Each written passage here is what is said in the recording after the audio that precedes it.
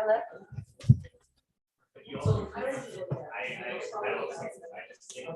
Hello. Hello. Okay, we do need the mics to work. No.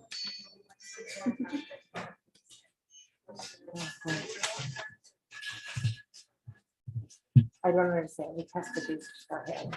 It was working before. The green is on and the green is on. I don't understand. We had tested. it. Try the other one. Test. I tested them when I first I know. came. Have any of the settings been checked? Test.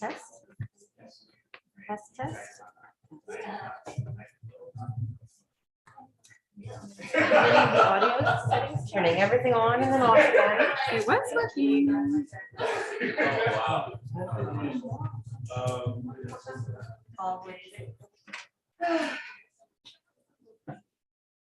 Oh, it's because I don't know. There's a button at the bottom and a button in the top. That's all I know. We have another one? Yes. It's a setting. Go ahead. Oh, there we go. There we go. Hello. Thank you, everybody. Thank you so much for coming to Brockton Writer Series, our second in-person event and our first time kind of doing a whole hybrid thing where some of our people are virtual and will be projected up here. And we're very, very grateful to our tech wizard, Jen, for making this all happen. So during our Q&A, hopefully our people virtually will be able to hear your questions and answer them appropriately. So of course, we'd like to acknowledge that we are on the traditional lands of the Haudenosaunee, Huron-Wendat, Mississaugas of New Credit, and Anishinaabe. And we understand the ways that colonization and genocide impact everything that happens in Turtle Island, including literature and poetry and queerness. And we really want to examine the ways that we can combat that in the work that we do here. And we hope that you all are examining the ways that you can combat that in the work that you do and in the ways that you live your lives. Be that reading Indigenous authors, listening to Indigenous news, writing your MPs, anything we can do to support Indigenous rights and sovereignty and fight against genocide and colonization and racism. And we also want to state that we are, a pro-BLM organization. We are against anti-Black racism, against Islamophobia, and homophobia and transphobia and biphobia and discrimination in all of its forms. And it's part of our mandate to program writers who come from these diverse marginalized backgrounds. And I think you'll see that in our programming if you follow us on our bi-monthly event cycle. So today's lineup, as usual, will include a guest speaker to start things off. Our guest speakers talk about something about the business, craft, or art of writing. And after that, we will have 4 readers. There will be a Q&A for the guest speaker after their talk, and then a Q&A for all the readers after all of the readers read their readings. If you're watching online, please type your questions into the YouTube chat box as they occur to you, because there's a bit of a lag. So fire away with your questions and we will collect them for the Q&A section. Emily? Thank you. Brockton Writers Series was founded in November 2009, which means we've been bringing some literary goodness to the Toronto writing scene for over a decade now. Our nimble Brockton volunteers are Jen Albert, Nancy K. Clark, Ellen Crowley, Dorianne Emerton, Sonia Pathare, and I'm Emily Sanford. If you're interested in joining this amazing team, check in with us after the readings, and we'd love to hear from you. We would like to acknowledge with deep, deep thanks the continued support of the Ontario Arts Council who make this series possible.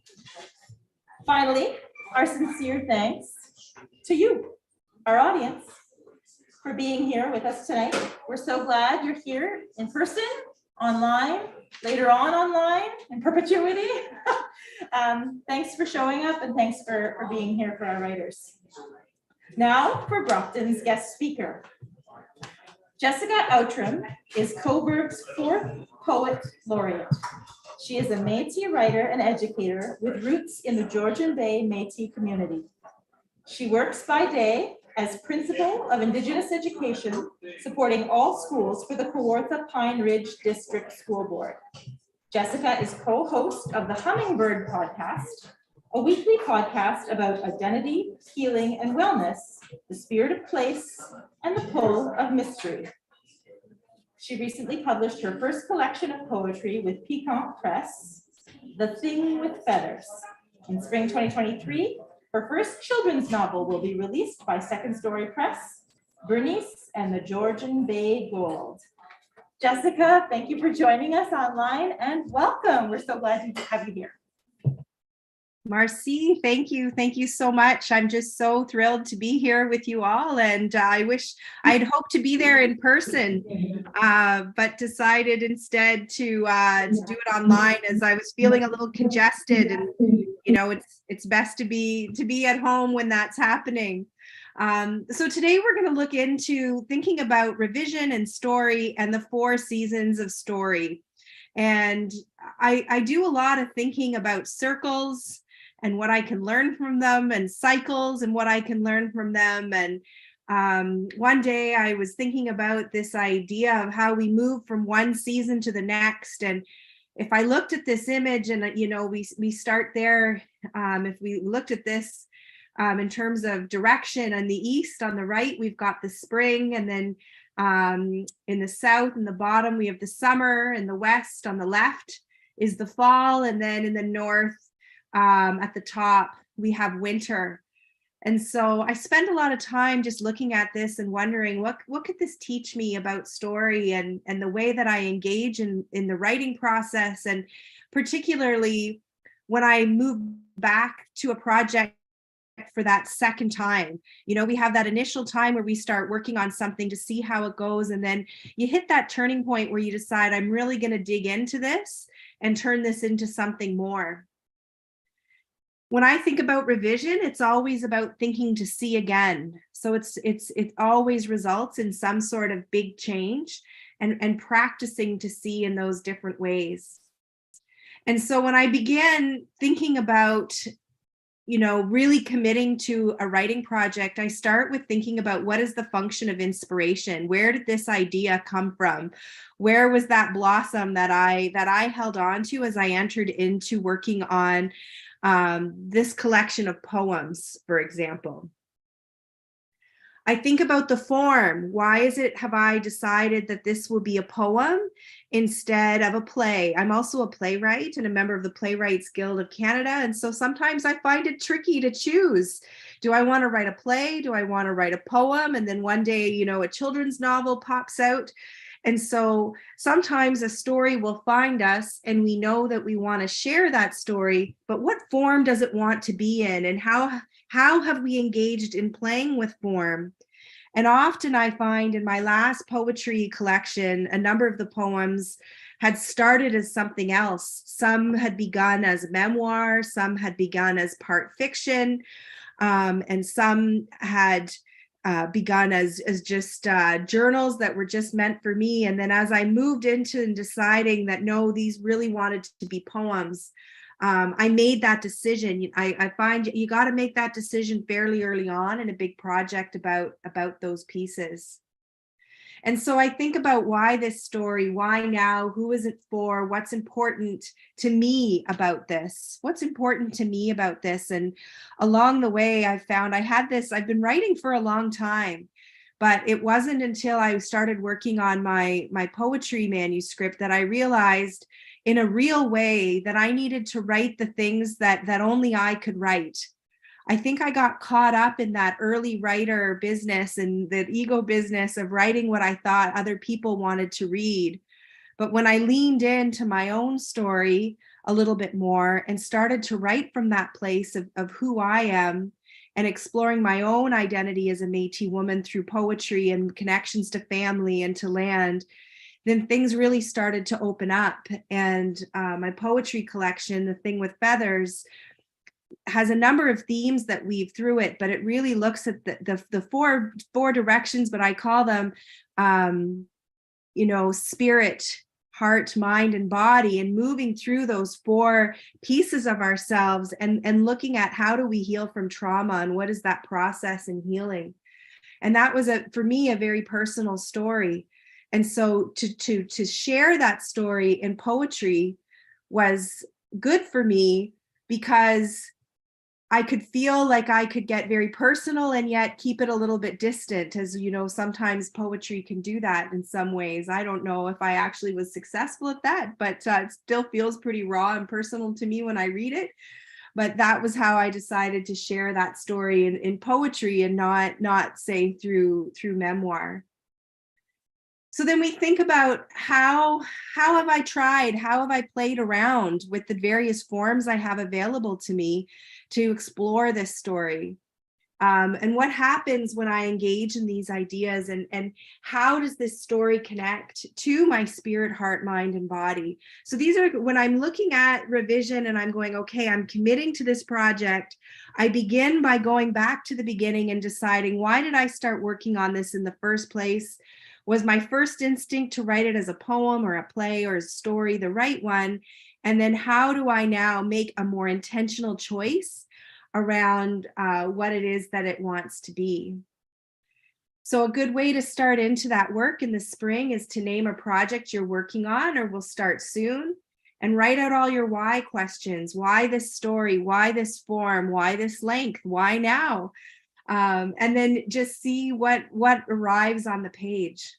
And once you feel like you're grounded in that why again, if you've noticed, I haven't gone back to the manuscript yet to think about that revision. I've grounded myself in why I wanted to write it, or why I feel I want to dig in the first place. And I think about how when you move from one season to the next, it's about transitions. It's about relationship, and then things are going to shift and to change as we move through those transitions. And so how does that feel? And am I going to need different tools? Am I going to need different things in order to engage in the next step of the process? And so then I move down into the South, and I start thinking about the summer and what can the summer teach me about re-engaging with this manuscript and really digging into revision in a new way. And then I think about ideas and the abundance of ideas that we have. We've got so much at our fingertips. There's so many creative choices that we can make, even within one very small poem. There's so much at our fingertips in terms of white space, in terms of word choice, in terms of punctuation, capitalization, title.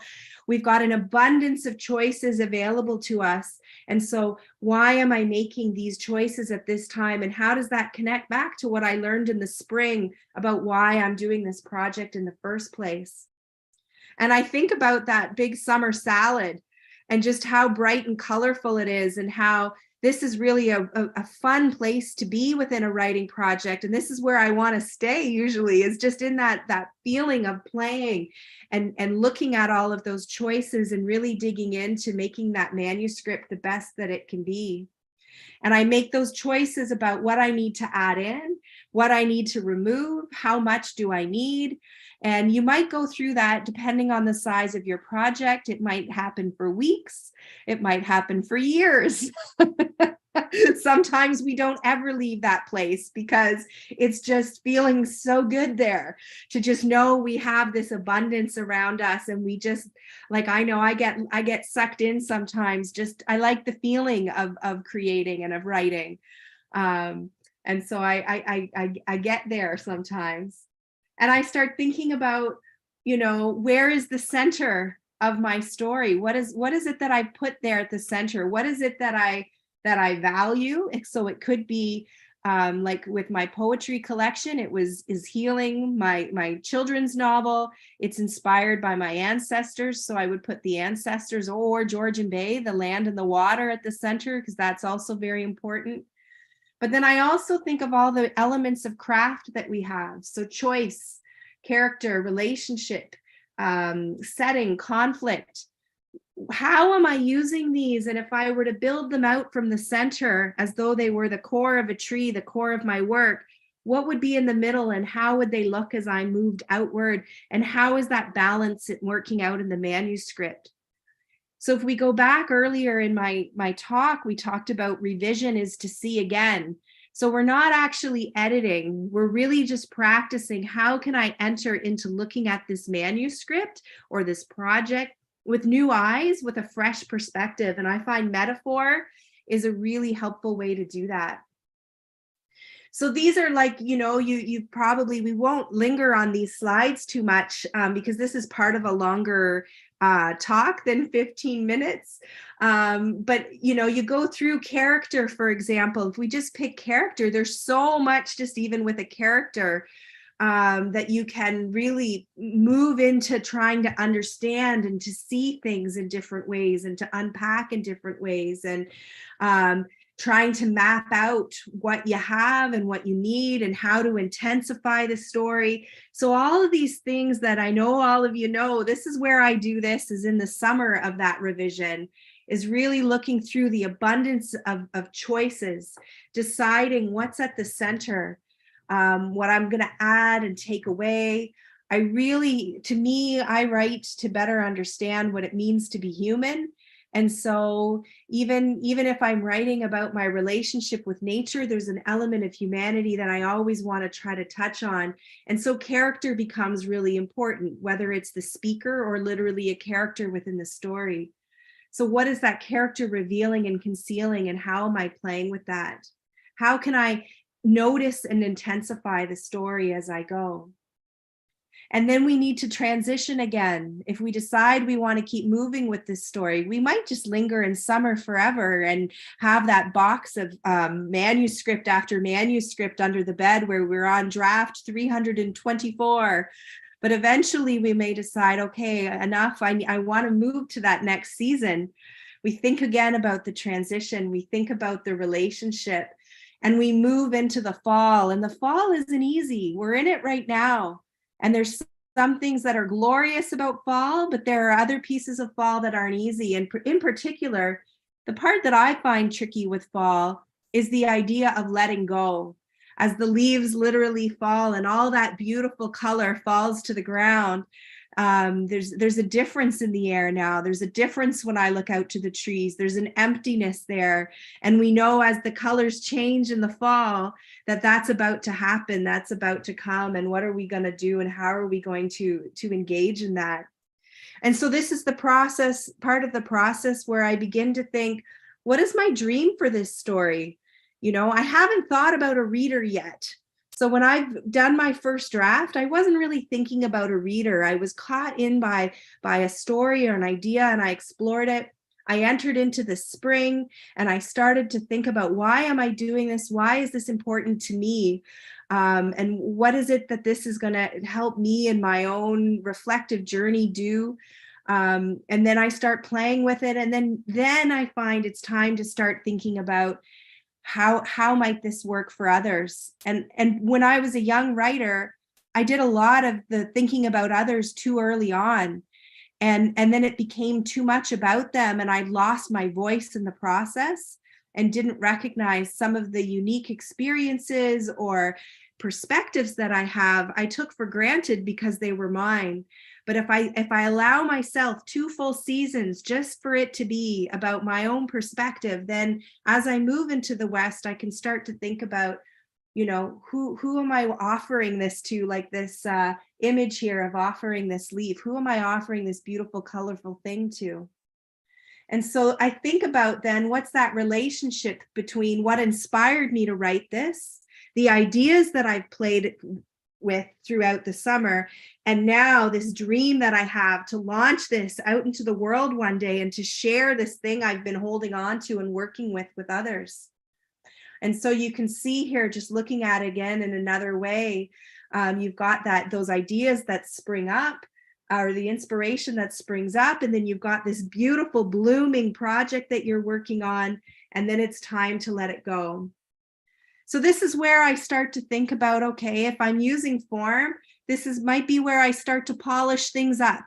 I start to look at all of those things like the grammar and the punctuation, the fragments. I read it aloud to myself. I might get a beta reader to read it to see if my dream for this project matches what I had intended. I start thinking about technique, the tools, the elements, and have I achieved what I hope to? It's like that artist when you're painting a picture, you've got this clear thing in my head and has it matched? And you don't really know sometimes with your writing until you have that opportunity to test it out and to see if it comes back. And then you go back in with your craft and you work at it a little bit more and a little bit more. And I think about what will work with me, what will work against me, what needs my attention. There's a push-pull, and then that letting go, recognizing that soon I'm gonna, need to shift to another season, and I need to start opening up the space within this project for it to now belong to other people, because once it goes into the hands of readers, it's not mine anymore.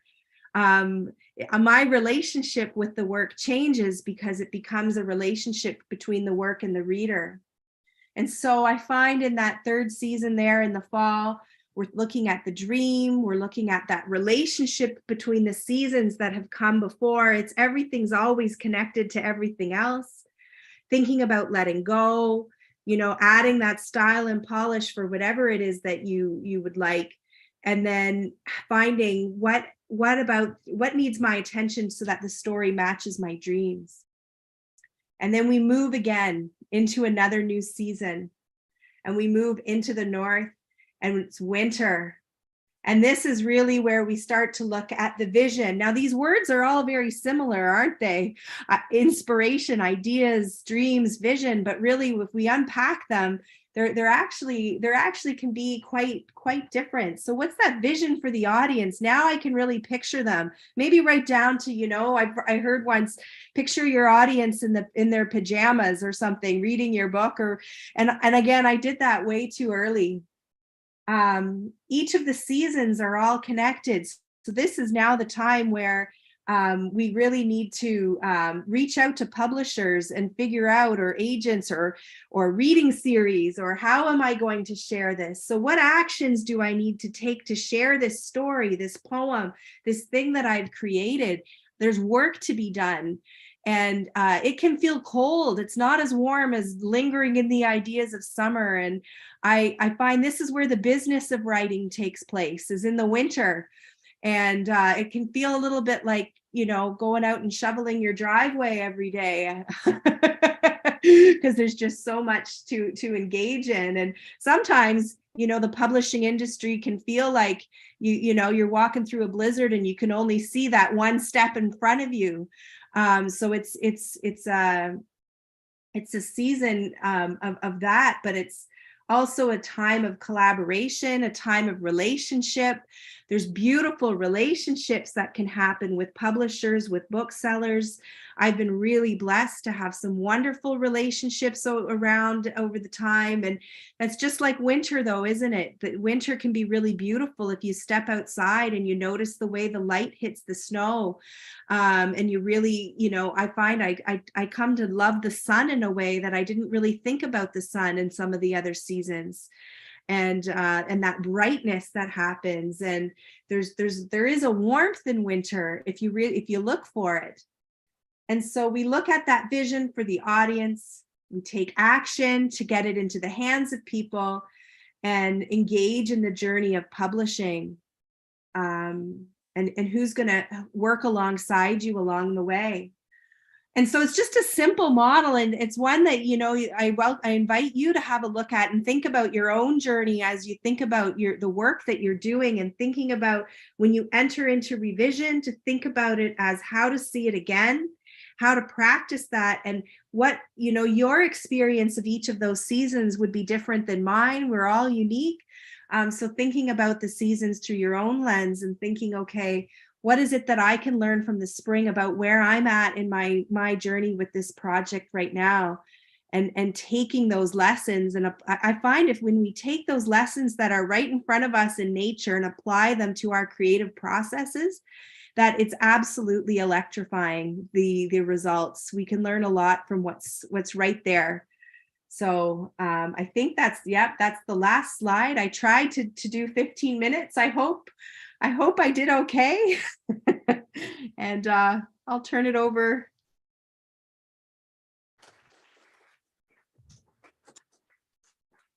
Thank you so much, Jessica. I don't know if you can see me. Hello. Hi. Thank you for being with us, and thank you for sharing your wisdom about the mechanism of the seasons. I think that's really interesting, and I can see how that would be very helpful. A lot of it sounded very optimistic and very just can do, and there wasn't any can't in there. And I wanted to ask you personally if there are any spots where you usually find challenges and how you push through those. And while I'm asking you that, I want the folks in the audience to think up questions for Jessica, and the folks at home too. I'm going to have Jen relay any questions that come through that way. Just bear in mind, Jessica, if you answer any questions, just take a beat before you answer, and I'll turn off my mic and we'll just readjust the audio, or else there will be feedback if you do. So just if you can talk about any challenges and how you push through those, that would be great. Okay, absolutely. There are challenges in every season, aren't there? So certainly when I think about, the spring and coming back into a project, one of the challenges that I have is that the more I write, the more I create, the more there is to write and create. And also the more I learn, the less I know, and the more there is to learn. And so one big challenge that I have in coming back and making decisions about a project is I'm always getting hooked into, well, maybe I need to do this project, or maybe this is the one I need to look at, or maybe this one. And so I've found to work through that, meditation has been really helpful, and really learning how to listen to that intuition and paying attention to where the energy is. And if I can really understand the why behind why a project connects to who I am and what I'm trying to sort out there, usually that's where I end up making a decision about that one. In the summer, where there's that abundance of ideas and you're playing and having fun, I find that a challenge there is sometimes I can spend way too much time on something, and and not have the discipline to move things along. That's a time where I find I might just not use my time wisely. And when you're writing and working full time, every minute that you're creating really counts to have that work-life balance. And then the disappointment that comes within yourself when you realize that you've frittered away. I've got 2 or 3 novels in boxes that will never see the light of day, that I just got lost in the abundance, and I didn't know why I was writing them. So I didn't do the work of figuring out the why, and so I never made it past the summer. And then in the fall, with the letting go, the part that I found really challenging was with the poetry manuscript, because it was so personal, that as it got closer to publication date, I went through a whole emotional process of what if people see it, and now this is going out in the world. So there's a lot of inner work to do all the time around just facing your own ego and facing your own pain. And it's hard to separate yourself from the work, and we can pretend that we do, but I've not been super successful. So there's a lot of emotion I find in that season. And then with the publishing industry and the sharing of the work, I find anytime we have expectation, we set ourselves up for not having them met.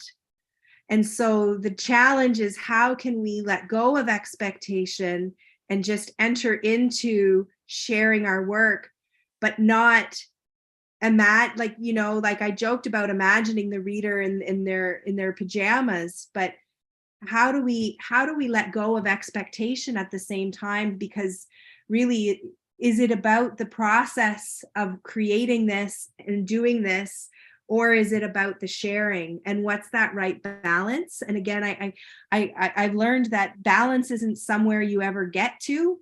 It's a constant act. And so, you've got to just always be doing that work, and it's not easy. But once you accept it's not easy, then you just know, okay, I know this is hard every step of the way, but I need to do it, as Rilke says, because I must. And so you enter in. Wow, that's fantastic. I feel like you might have been talking directly to me about summer. I think Dorianne laughed too, languishing and frittering time away and knowing that, yes, you really did. And I really like the idea of lingering in summer. It sounds so much better than I'm not getting anything done because I'm indulging myself in thoughts about other writing projects or all the thoughts around this project. So do we have any other questions for Jessica? Anything coming in from the chat? No? Okay, Jessica, we usually ask our guests if they have any books that they've read recently or enjoyed recently that we should maybe pick up and have a look at. Sure. Yes. Well, one book that is one of my favorite books is Braiding Sweetgrass by Robin Wall Kimmerer. I find that that's a book that I go back to again and again, and I've read the book multiple times, and I'm just rereading it again because I'm leading a book club on it, so I've been re-entering into it and listening to it on audio, and I just find it amazing. And that's where that lesson from balance came from. It was actually something in one of her chapters, and I just went, boom, yes, right. I keep thinking I'm going to get to this perfect place of work-life balance. I'm never going to get there. I got to work through that. So that book is really, really excellent. And I love it because it's beautiful in and of itself about Indigenous wisdom, science, and plants. But it's also a metaphor for how we can move through life and engage in relationship with everything that's around us. Thank you. That's really great. Braiding Sweetgrass. And I think you can pick that up at your library or at your local indie, or maybe even here at Glad Day. Jessica, I think that's our time. Thank you so much. It's exactly okay. So, okay. So thank you so much. Really appreciate you being here. I don't know if you can see that.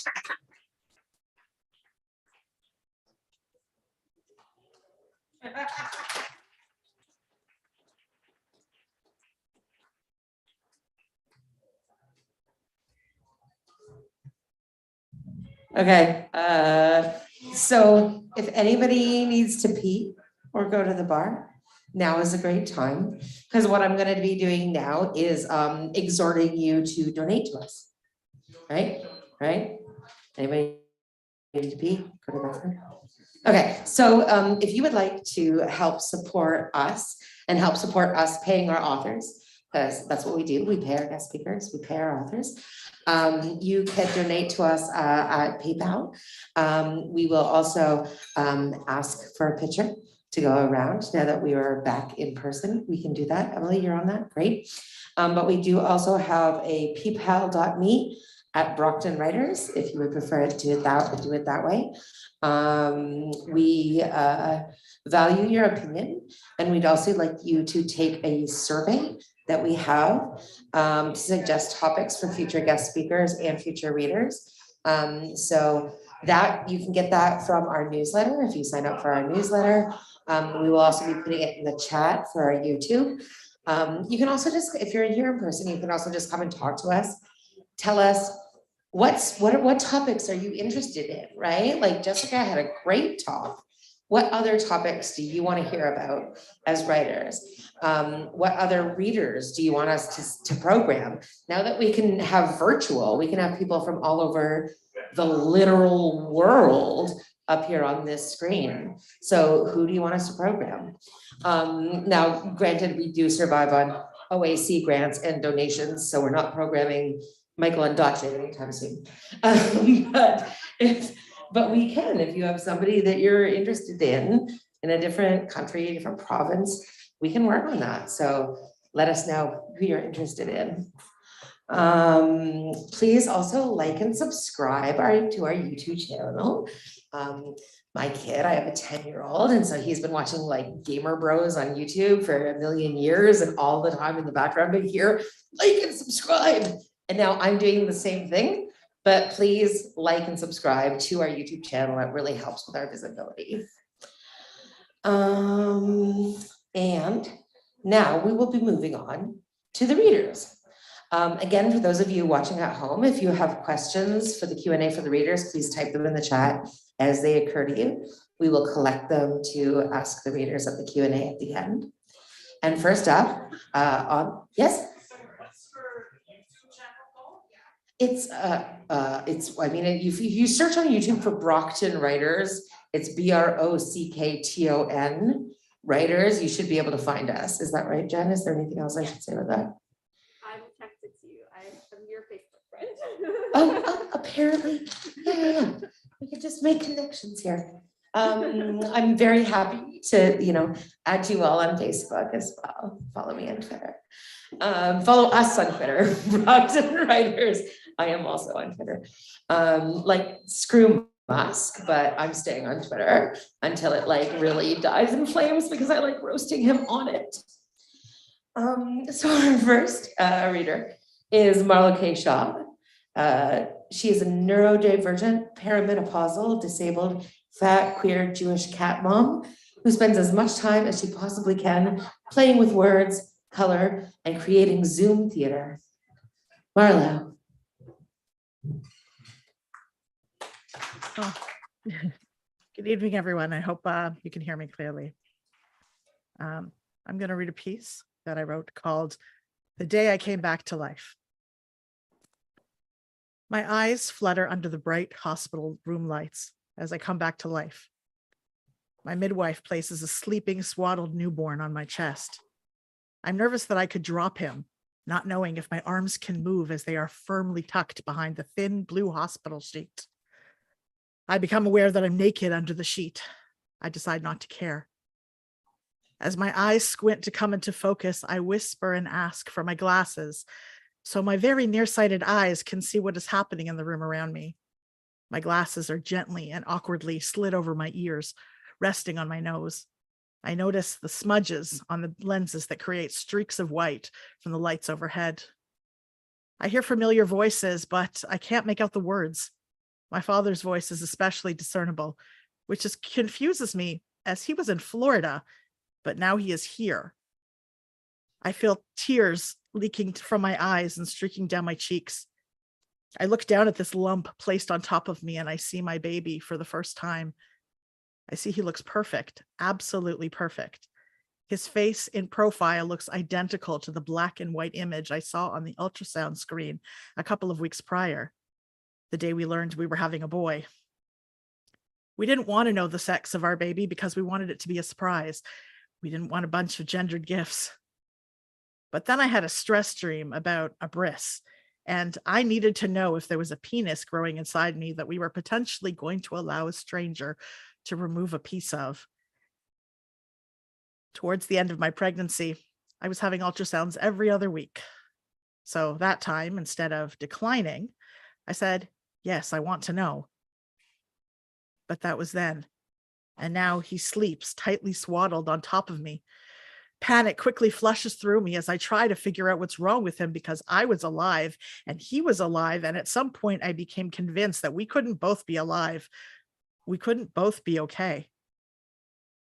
In the operating room, it was cold, so cold and white, like a snowfall in December. It was December.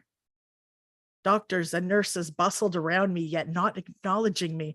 The patient laying before them, terrified and vulnerable. My midwife stood at my head as the mask was put over my face by a faceless person in scrubs. My midwife stroked my hair, and I looked up at her face as I drifted off into unconsciousness. I thought with absolute certainty, this is the last face I will ever see.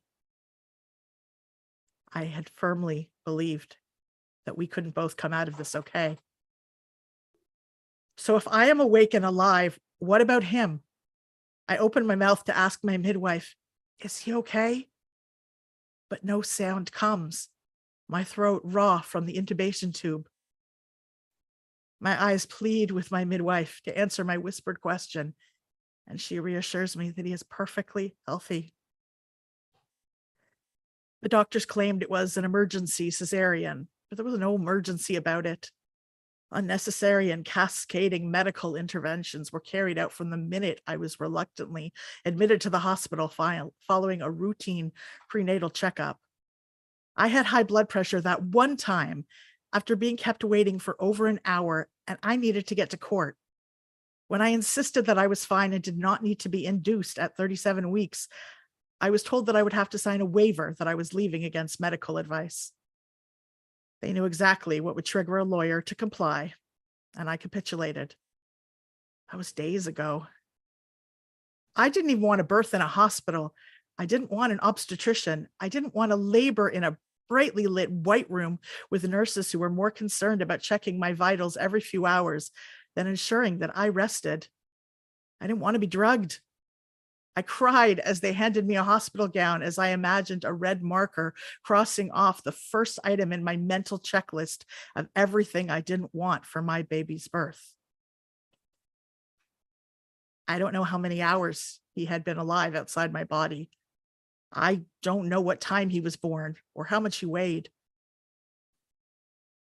I also don't yet know that my mom had been waiting for me outside the OR, that she heard the beeps and alarms, that it wasn't supposed to take so long for me to wake up.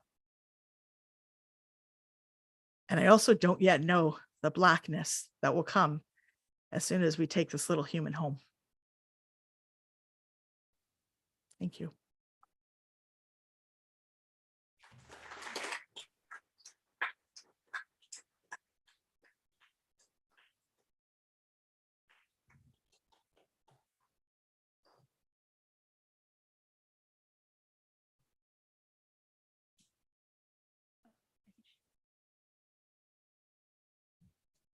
Thank you, Marlo.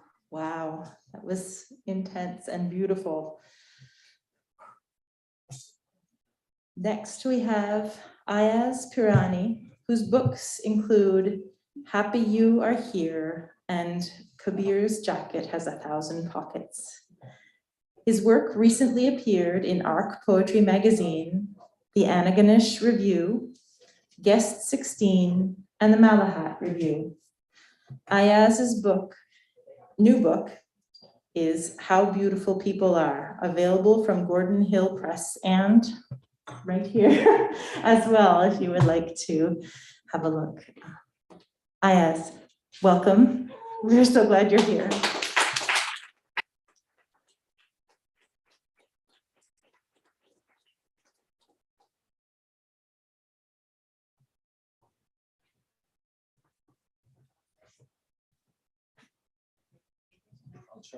I'll try.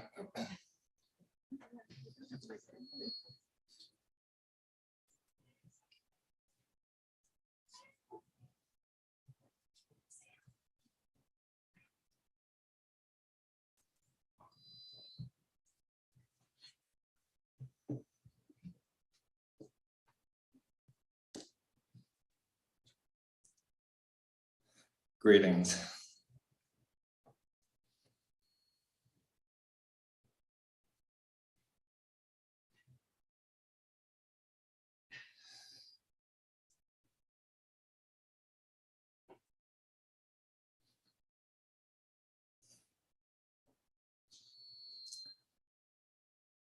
When I say my name, people act like I've handed them fire, or a baby they've got to say something about now that it's in their arms. They didn't know my planet was there the whole time, behind the curtain like stabbed Polonius. I fell off a cliff when I decided to be born among strangers. Now I lie on the ageless beach like a heartthrob. It took centuries to stop thinking about things I never got to lose. They were already gone before I'd noticed. They weren't there to be lost. I'm trying so hard to discover or rediscover an undiscovered country. Who can blame me for fascinating the birds as I walk through the forest?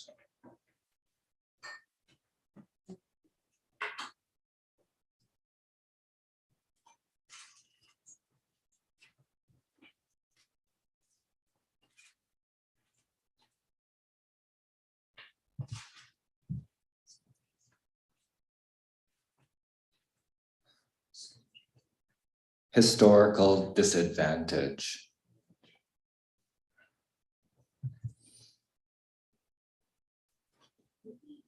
Long,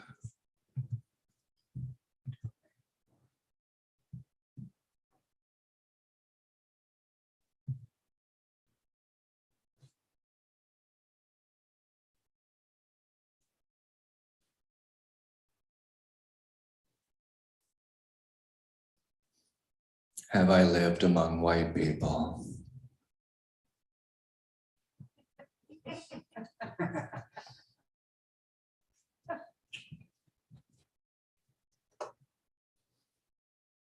Ali's tiger. 1. My language is abridged, thin like a Bible's paper. I'm trying to print, but not be two-sided. Kiss me the way a plane skids. It'll be like horses in the garden. Imagine one broom holding another broom, or the historical disadvantage of 2 grains of sand.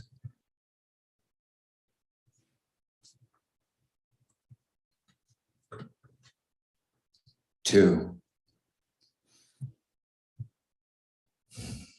how many leaves in the forest? How many men's suits in the city? There's no end to the tangles in a guru's beard. Ali's tiger won't let you count its stripes. You might as well interrogate the wave. While most words curl like leaves, I know a few the ear doesn't hear. Are you done shaking hands with thin ice, kissing snowdrift to snowdrift?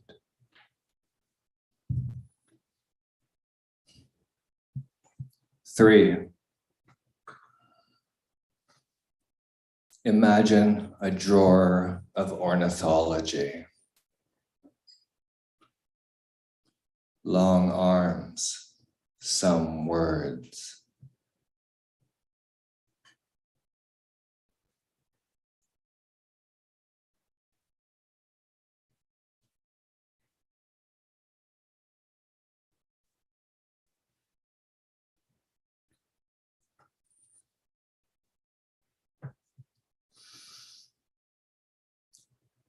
White city, kid tropic.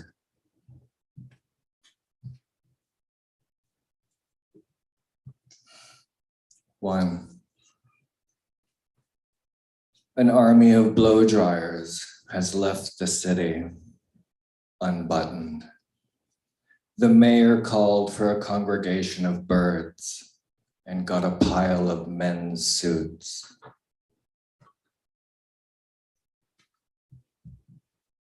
Two, figures are bleak. Rich people are losing money. Poor people are losing people. Once in skyscrapers, the steak eaters now eat street urchins. Three,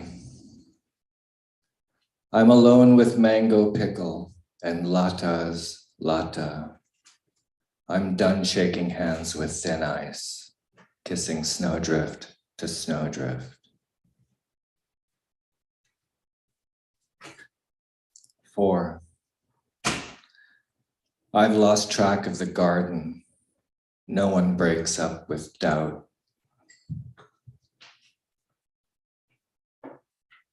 5. My ancestors aren't talking.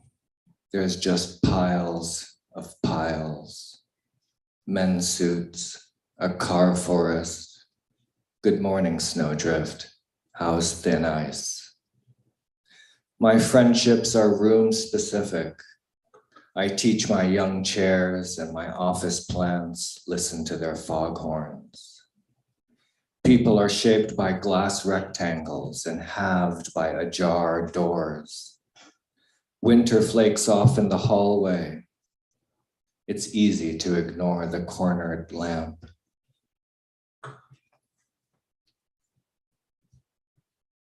Six.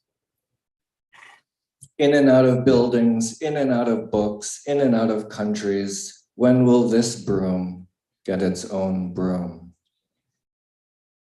When is maximum? 7. Let down by the automatically locked door, I thump the obscuring glass. My jacket doesn't need my grief, buttoning, unbuttoning. I'm crushed by the white outside and Rugi is downhill. Not stitched to this place or any place. There's no road to my village.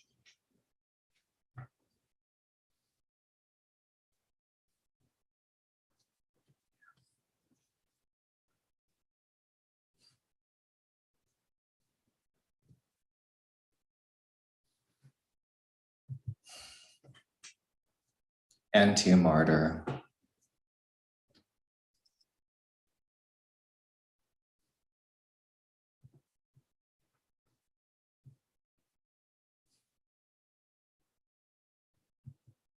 Anti-martyr.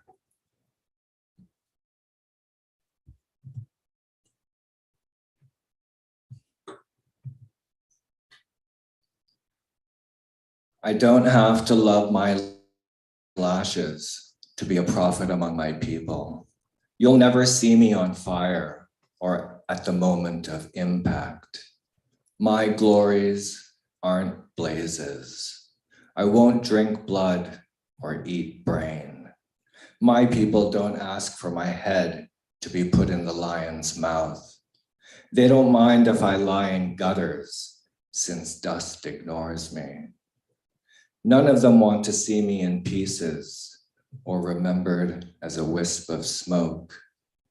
I'm not to be kept in dungeons or away from my favorite food.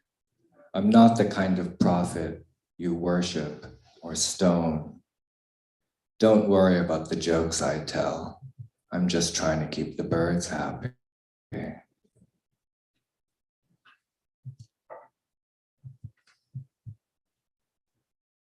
2 more.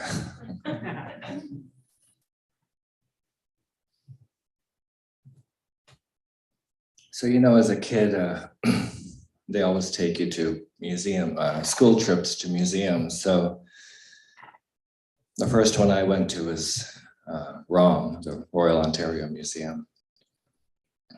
This is called African Masks.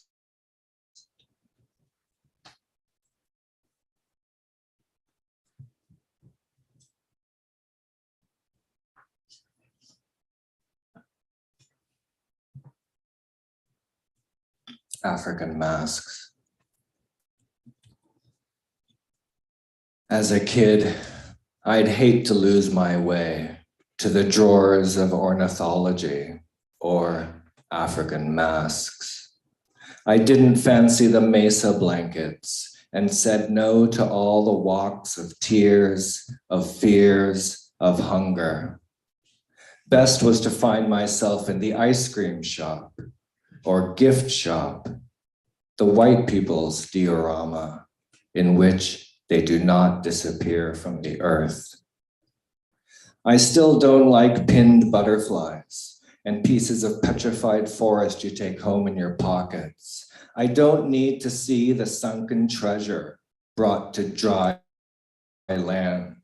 If there's a gem on the Queen of England's crown that I know belongs to my bride, You won't see me just reach out and take it.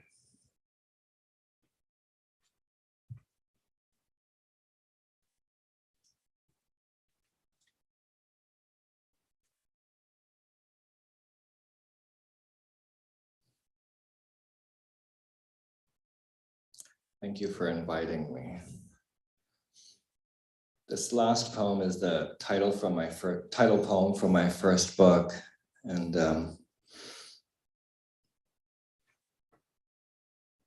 we're walking our dog Max in the Arroyo Seco. Happy you are here.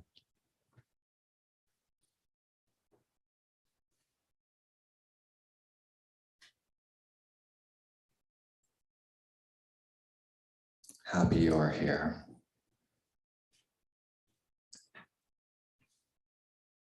Hold to the light the stained glass we found walking Max in the oak woods of Arroyo Seco. You too want to learn the fragment's provenance. This nosiness makes me glad for both of us, for all things on earth that get their noses into the piles of mystery the makers created. I'm so happy you are here.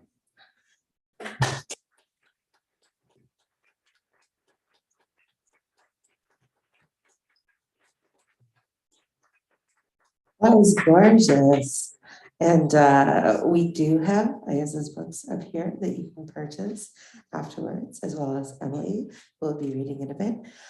So please do come and buy yourself some of that gorgeous kind of deadpan funny poetry. I like that. I like that. I like the deadpan.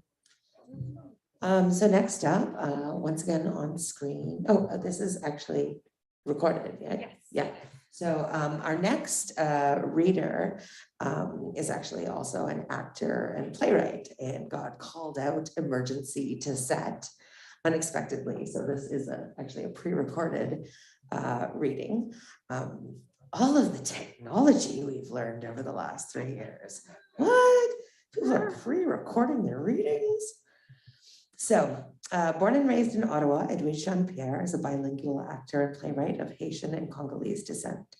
She first came onto the scene with her solo show, Even Darkness is Made of Light, dramaturgy and direction by Patrick Connor at Buddies. Other plays she has written include Saint Bitch, or also known as Our Lady of Spills, SOS/MS/ASAP,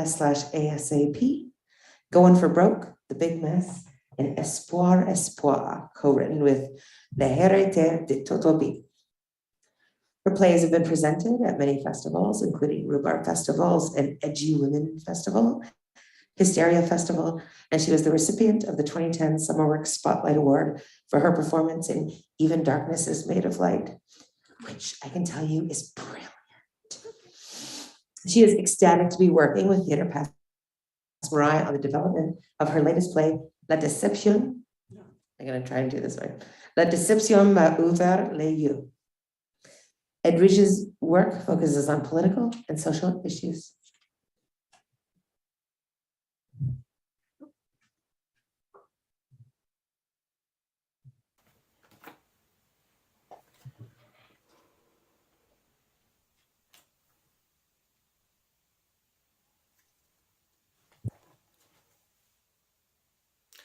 I am the gatekeeper. Well, not exactly. I am a receptionist.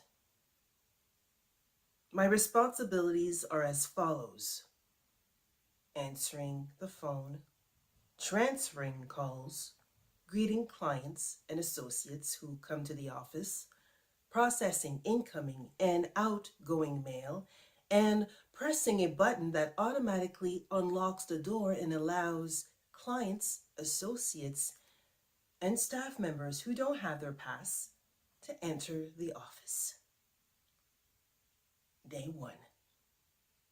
I'm sitting at the reception desk. A new job. I already feel like I'm contributing to society, and it's such a great feeling. Good morning as I smile and greet my fellow co-workers as they enter the office. Some reply back with a smile and a good morning, and others look at me with a "who the hell are you" look on their face. Oh, that's right. I don't look like your previous receptionist because I'm a different person. Imagine that. But at the moment, I just thought, well, maybe they're just having a bad day. A bad day at work that started at 9:01 a.m. Now, during lunch hour, a staff member who's only been working at this place for less than 3 years welcomes me and tells me, "Hi, hi, I'm so and so. So nice to meet you.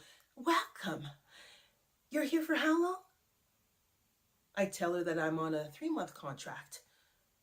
Her facial expression changes like dark clouds covering the sky before a thunderstorm. "Oh," she says, "people who look like you, people like you, oh, people who work in that job position don't last long." Not sure what she meant by that, but whatever. I mean, I just answer and transfer calls. How bad can this job be? Really? Day 3. "People are saying that you never press the button for them to open the door." I'm just saying.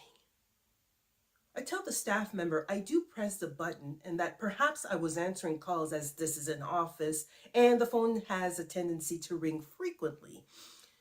But inside, I'm petrified. I've never been fired before. This is only day 3 at my new job, and there are people who find my work unsatisfactory. Holy crap, I'm gonna get fired, I tell myself. I apologize profusely to the staff member who's not even my supervisor. But wait a minute. Weren't all staff members given a pass that give them free access to enter the office?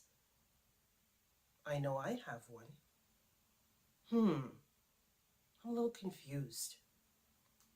Something's not right. The more I look around the office, the more I notice the unhappy faces I encounter. Ugh, Toto, I don't think we're in Kansas anymore. Oops, someone wants to get in the office. Their pass is around their neck. Now, perhaps an unseen force is preventing them from using their actual pass. I must help this person. I press the button to unlock the door. The staff member pulls the door handle, but the door remains locked. I press it again. The door is still locked. I start to panic. Staff member is not impressed that I can't pull a MacGyver and make everything okay. It turns out that there's a problem with the electrical wiring, and I think it's safe to say that this is beyond my control. But it's too late. Fear and paranoia get the best of me. Why didn't I become an electrician? Why? If I had the skills of an electrician, I wouldn't be in this mess. The clock is ticking. It feels like I'm in an episode of 24. Staff members still can't get in, and it's been 30 seconds already. What would Jack Bauer do? Dramatization of me running frantically in the office. Hold on tight. I'll let my supervisor know. I'm running through the office. Matilda, we have a situation here. Francine can't open the door and it's been 30 seconds already. Yes, I pressed the button, but it's not working. Huh? Okay, I'll let her know. Running to the office, back to the front door. of the office. Francine, can you hear me? Francine, Matilda is calling security to ask for an electrician to come fix the wiring. Calm down, Francine. Stay with me, Francine. The pass hanging around your neck. Yes, that one. I want you to take it off. Do it! The pass is in your right hand. Now I want you to extend your right arm and scan your pass on the detector. The black box on the wall, located on your right. No, Francine, your other right. That's it, Francine. You're almost there. Steady. Steady. Beep. We did it. You're in the office. Oh. God is good.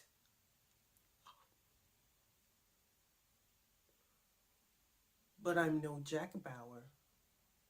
Now I have a flashback of day 3 in my head. People are saying that you never press the button for them to open the door. I'm just saying. For the rest of the day, I keep apologizing to fellow co-workers. I'm so sorry that I wasn't able to unlock the door for you.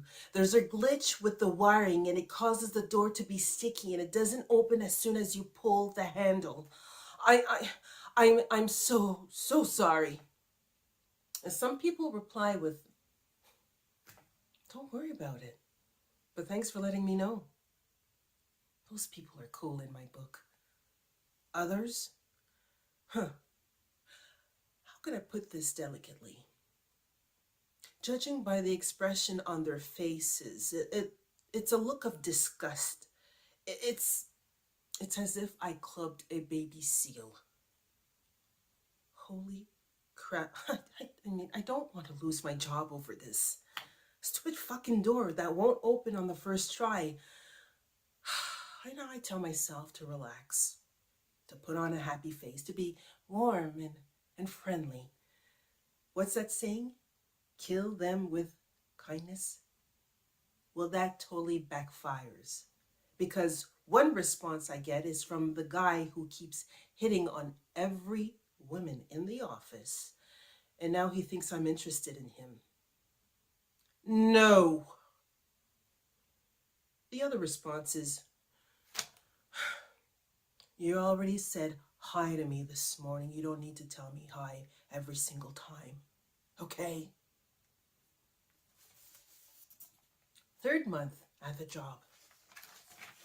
Now my job is easy, but where it gets hard is, well, how can I put this delicately? The working environment is fucked up. On one hand, issues that should be investigated are not, such as the fact that there's been, within 5 years, a 75% turnover rate in the office. People who look like you, people who work in that job position don't last long.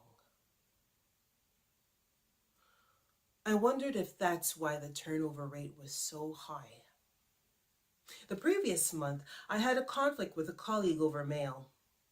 It started when I sent an email to all staff members explaining that letters that were left in the mailroom had no instructions as how to be sent out. So I just sent an email for clarification.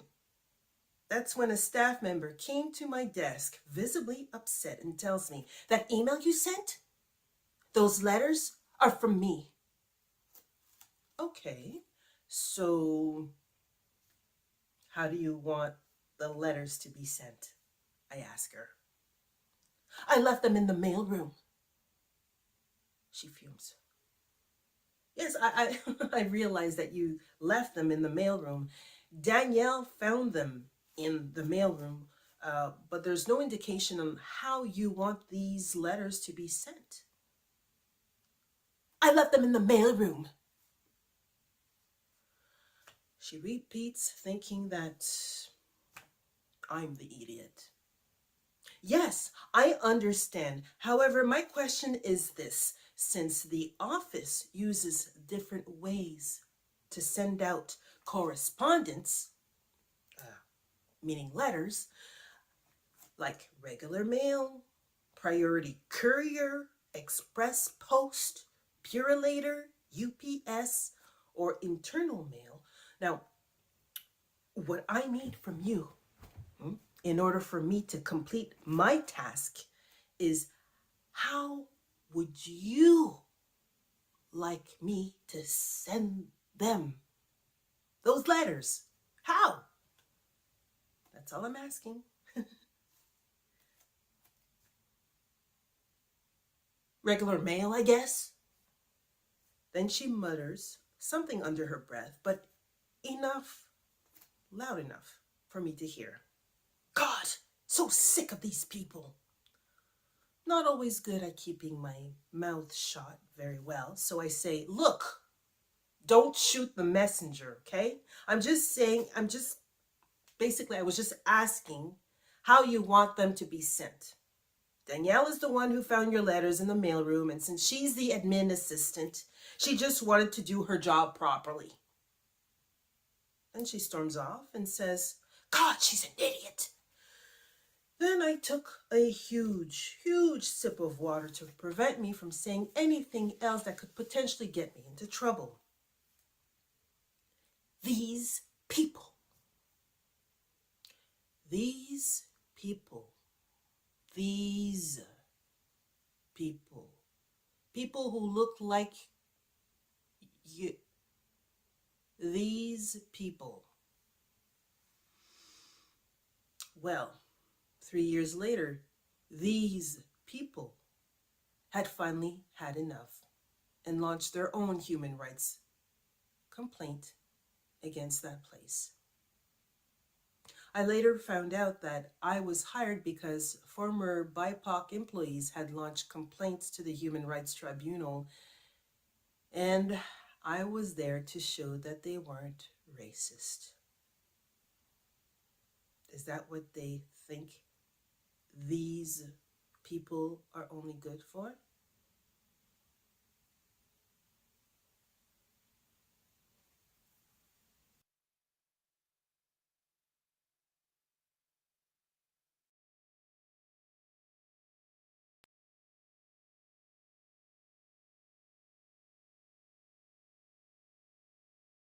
Thanks everyone for checking your phones for the emergency alert.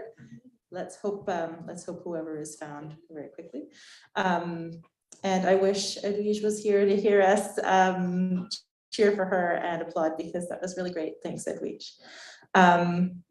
Next we have Emily Urquhart, who is a journalist with a doctorate in folklore from Memorial University of Newfoundland.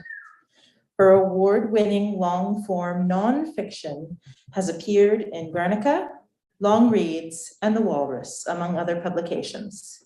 Her memoir, The Age of Creativity, Art, Memory, and My Father and Me, was listed as a top book of 2020 by CBC, Now Magazine, and Quill and Choir. She is a nonfiction editor for the New Quarterly and lives in Kitchener, Ontario. Her essay collection, Ordinary Wonder Tales, will be published in 2022. Pleasure to have you. Welcome. Thank you, other Emily. Yeah, my book came out exactly a week ago. So as is one of the first times reading from it. So you have to bear with me.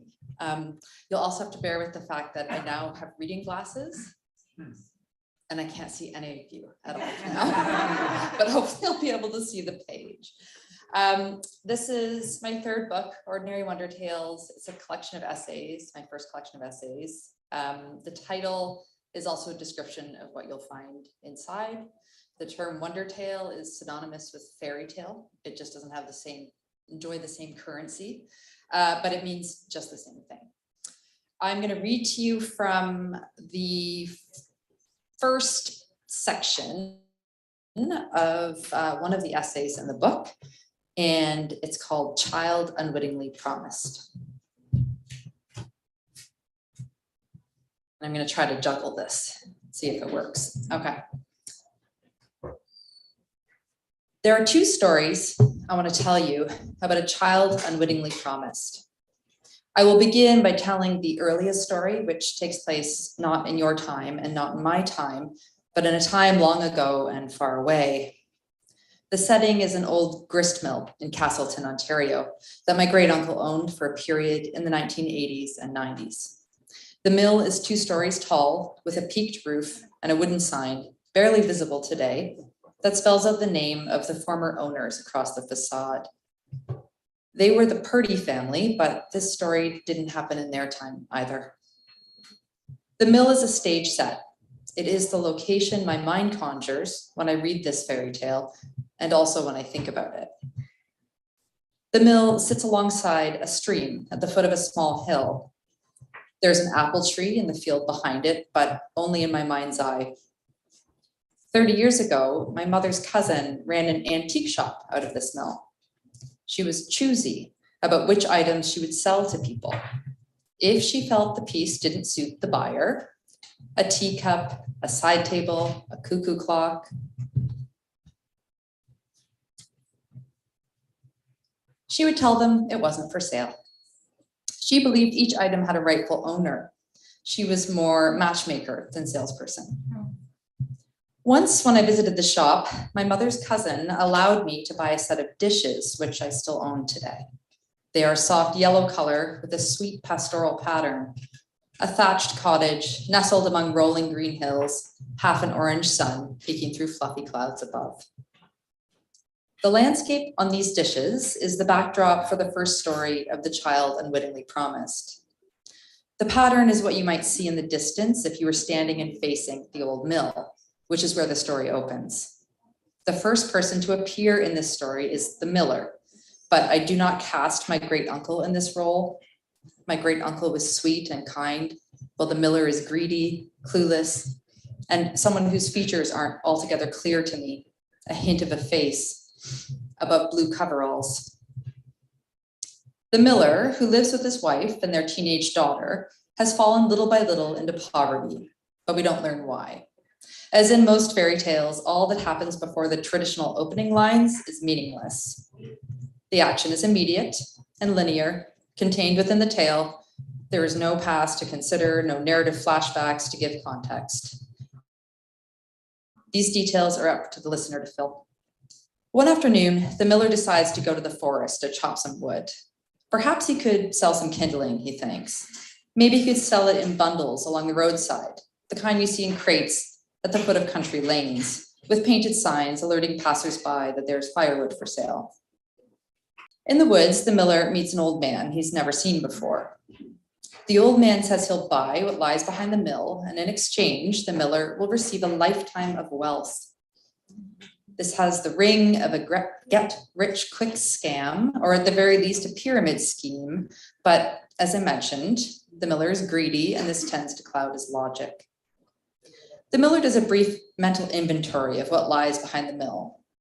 Grass, earth, what else? Oh, there's the old apple tree. Well, he can do without apples, he thinks. He agrees to sell, and the old man hands him a pen and a contract to sign. The miller signs the form and hands it back without reading the terms and conditions. Maybe because he's illiterate and he can't, or maybe because he's careless. The old man folds the contract neatly and tucks it into a pocket of his windbreaker. Back at home, which I imagine to be the thatched cottage from the yellow dishes, the miller finds his bewildered wife on the doorstep. She has come outside to escape her house because it is brimming with gold coins from every drawer, closet, and cupboard, and she does not understand how or why, but she has a bad feeling her husband is involved and that money is dirty. She doesn't say this outright, but you can read between the lines when she says, "Tell me, Miller, how did all this wealth suddenly get into our house?" She's obviously ready for an argument because she doesn't use his proper name, which we don't know, but surely she does. The miller is focused only on his good fortune, and he shrugs off his wife's accusatory tone. "A stranger in the forest promised me great wealth if I agreed in writing to give him what was behind our mill," he says. I envision him smiling broadly as he tells her this. I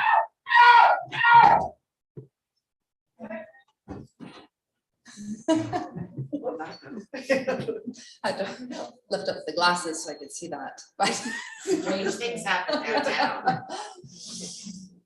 I see the wife turning away from the miller when she responds, so that she's facing the rolling green hills, the puffy clouds, and the orange sun and the porcelain yellow sky.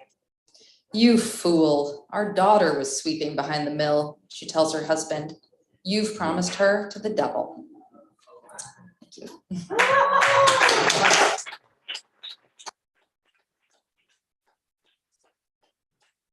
Thank you. Oh, that was surprising. That was just the first part of the essay? Oh, yeah. Oh, you're good. And now we all have to get the book and finish it. Thank you very much. And that was our last reader of the night, right? We've had 4 now because I'm all turned around. Yes, we've had some. So we have question and answer next. So this is when we ask our 2 present writers to come up, and maybe we can pull Marlo back if we still have her. And we do not have Edwige to ask questions, but let's pull some chairs here. Well, that one. I know. I'm not a professional actor. Ta-da, ta-da, ta-da. I need you to remind me. I know, right? I know.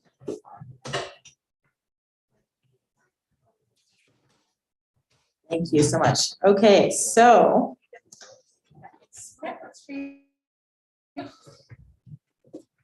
Do you read us, Marlo? Are you there?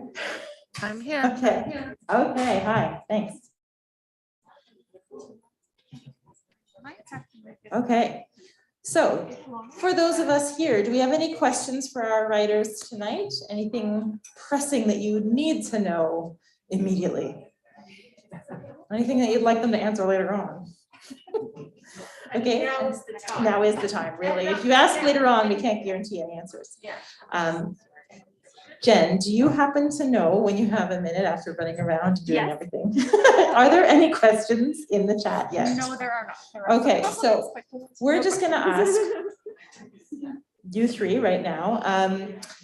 We've talked about the most challenging parts. In other series, we ask questions like, what do you find the most challenging? Because we all want that kind of camaraderie. But what do you find has been the most rewarding about, the most rewarding thing about your recent writing, or about one of your experiences, or just share a rewarding experience, because I feel like that would go far right now. Oh. Okay, is this live? Yes, all right. The first thing that jumped to mind was that I had a launch in my home community, in the library where I do my research and where I write, and in the space where I've run public events like a podcast club, and my whole community came out for it.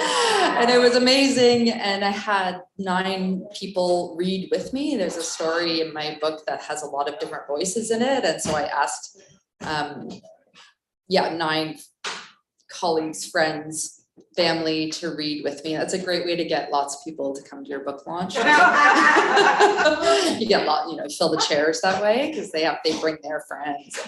And it was just a really special night. And the other thing is that my contact at the library, who I've worked with on a number of different things, she put the event together, And she had this idea that she would pull all the library books that I'd used in my research, so all the folklore stories, and then she created the most beautiful setup and put together library carols.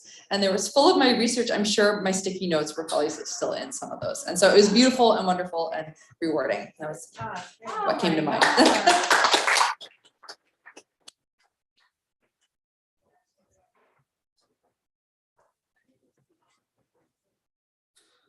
You know, writing is pretty lonely. And as a POC writer, you spend a lot of time thinking that you're not belonging. And a lot of the writing that you do as a POC writer is about that feeling of not belonging.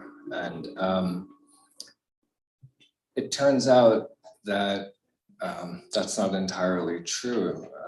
There are places where I feel like I belong, and I think this was a good example. And it's pleasing to know that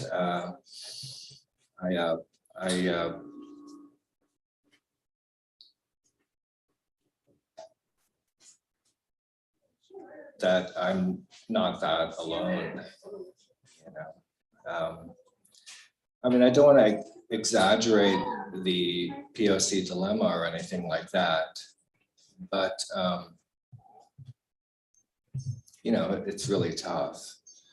I've had a lot of other writers tell me to join the poetry community where I live, or to join various poetry communities. But just to be frank, a lot of times that's like asking me to join a fraternity. It's just not going to happen. I'm not going to be welcome. Or at least I won't feel like I'm going to be welcome. But then when you get enough work out there, you know, this was my third book. I feel like I have some credibility now, some cred, and made some space for myself and some connections. And I feel a lot better about being a POC writer now than I did at the beginning. In the beginning, it was lonely, and now it's enriching.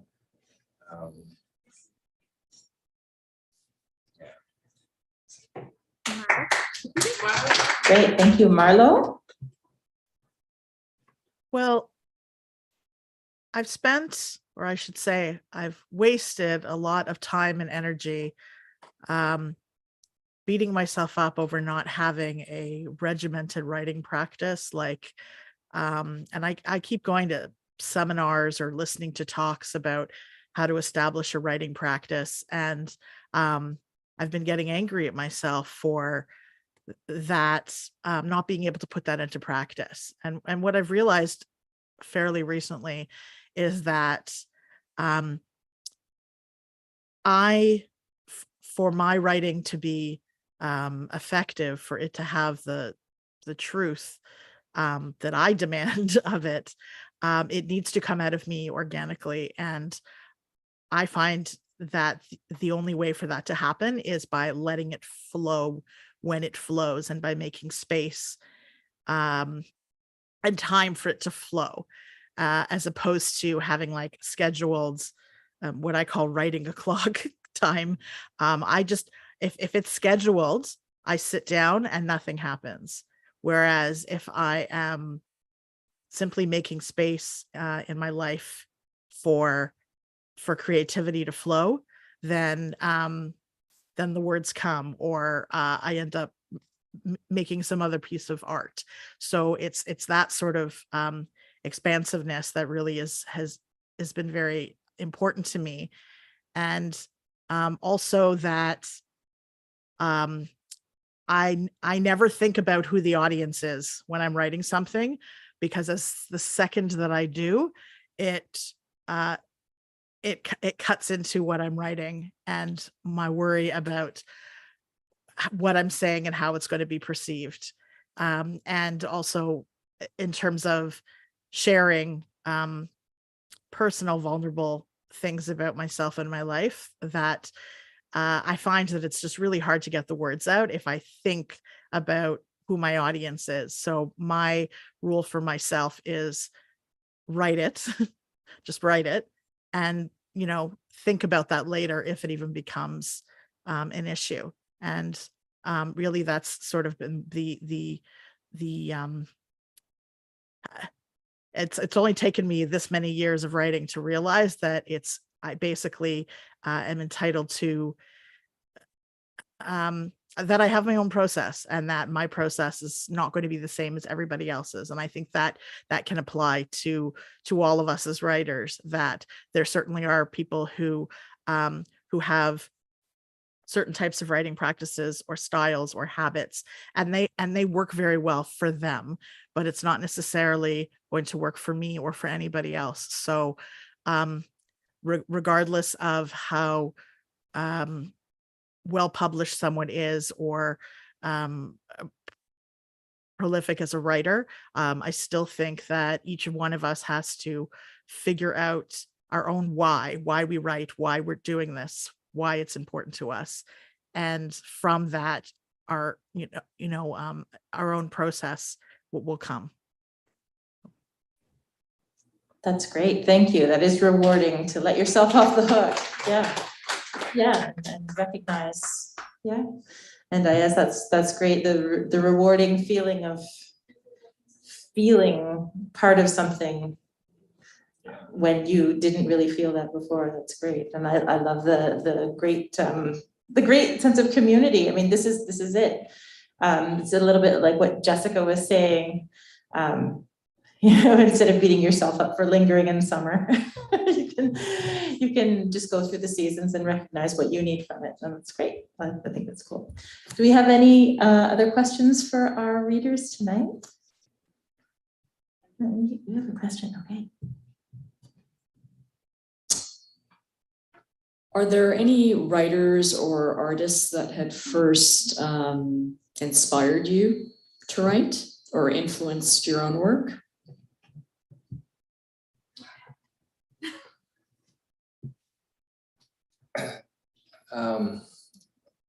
Well, aside from the usual suspects, I think in the past few years, 2 books really have meant a lot to me.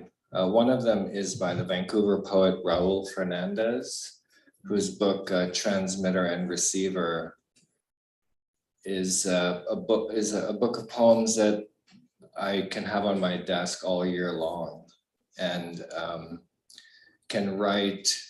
I can write with, against, under, over, interacting with his book all the time. And just to be on, the other one is by a poet who's standing right there, actually in the back, Kashayar Mohammadi, and his book is Me, You, Then Snow. Came out a few years ago, and that's been on my desk ever since it came out, and it's meant a lot. And I think those 2 would be the ones. Yeah.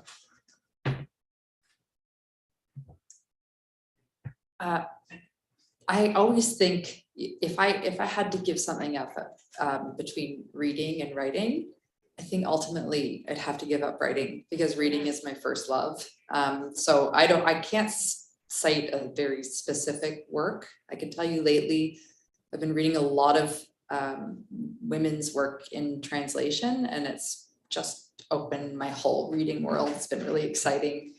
Most recently, I read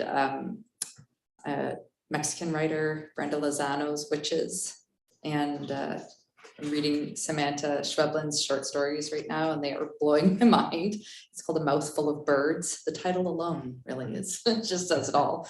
And actually, Martha Batiste, but she writes in English. She's also Mexican. Canadian author, and I met her recently.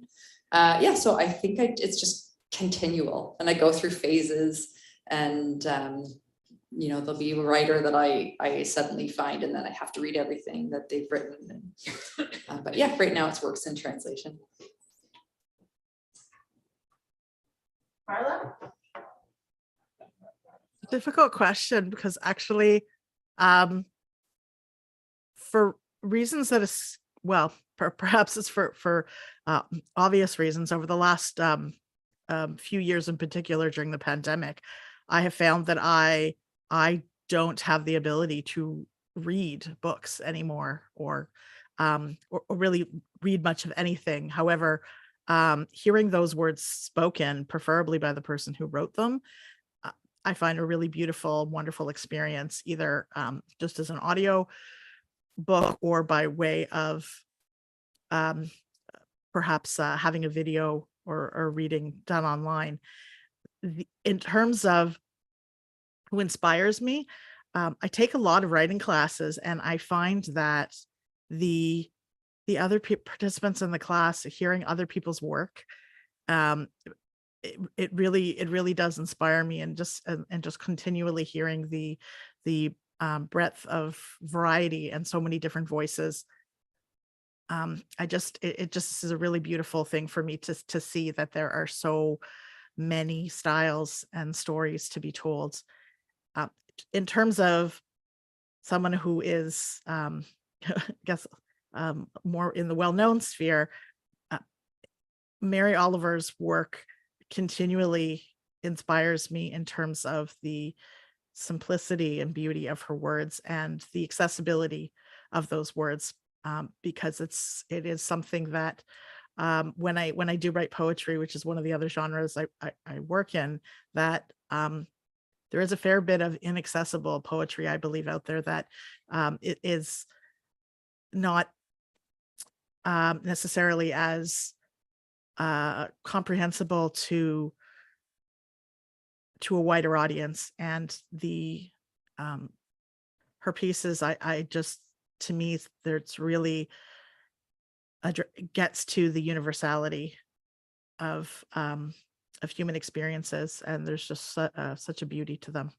So that's it. Thank you so much. Yeah, I just really want to say, Marlo, and to everybody, that like, you don't have to read something on a paper for it to be reading. Audiobooks are reading, right? Like you said, like, oh, I haven't been reading, but I like audiobooks. That's still a reading. Okay? Okay. Thank you. Okay. Being here, this is also reading, but I mean, just in terms of accessibility, in terms of different ways of understanding things, audiobooks, short story podcasts, all of that way of consuming writing still counts as reading. Yeah, absolutely. I don't, what time is it? Do we need to wrap up right now?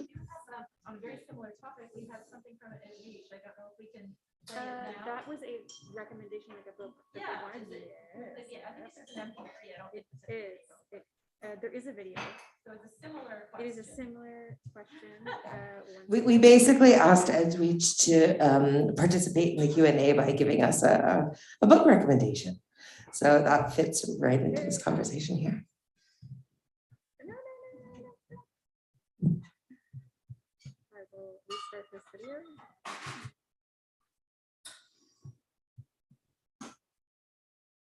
It's not pausing.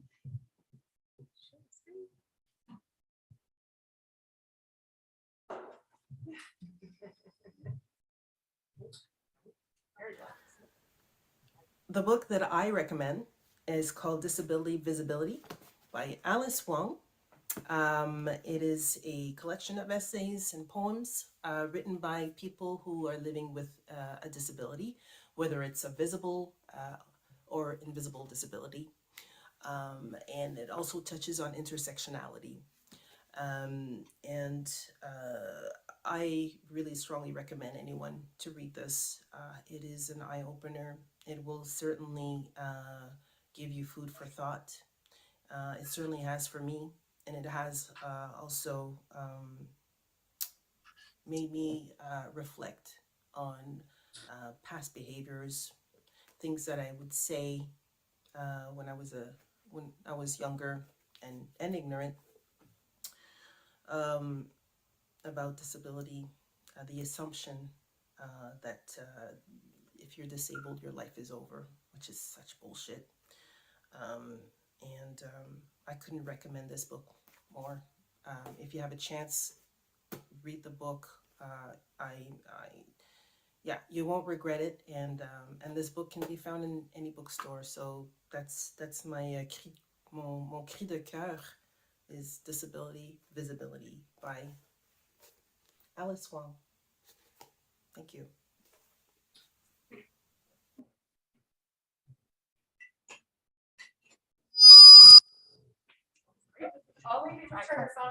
I turned this up because it was very quiet. I'm sorry.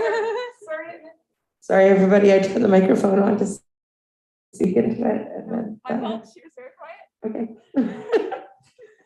Okay, I think we're doing pretty good. Is there any last questions? I won't get too close. Any last questions for our awesome readers tonight?